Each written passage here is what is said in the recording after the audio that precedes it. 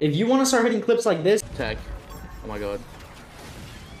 oh my god! You need to use these zero delay settings. Alright, now for my settings, I use 1920 by 1080. I use 240 FPS because I have a 240 hertz monitor. My brightness is set to 150%, so I make sure I can see any opponent in dark areas. Right here, I have my view distance on medium, so I make sure I can see people farther away. Now for my audio, I keep the sound quality on low. This gives you the lowest amount of input delay possible.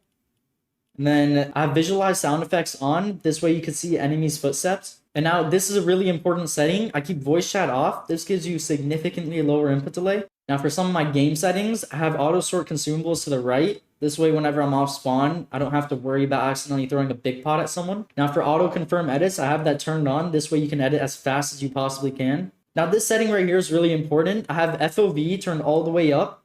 This way, whenever you're attack sprinting, you have the most amount of field of view, and you could see almost any opponent anytime you're attack sprinting. Alright, 3 really important settings to turn off for lower input delay is this right here, sleep mode and energy saving. You want to turn all of these off. Alright, now for my game UI, I have damage numbers on cumulative. That way I don't have to add it up and Fortnite does it for me. Now my damage number scale is just on 100 as default. For my HUD option, I keep it on 62%. I think this is good because this way you have more FOV and you can see more people. For latency debug status, make sure you have this off. It gives you max input delay. Alright, now for my mouse and keyboard settings, I play on 6.1%, 45% targeting, and 34% scope. I keep my building and editing sensitivity just on default. I use double movement, and right here you can see the best strafe angle you could possibly use. And now for my editing bind, I use E to edit, and I use scroll reset. Alright, now for the keybind that I use to get the lowest amount of input delay that many pros use, you want to go down to miscellaneous, and right here you'll see switch quick bar.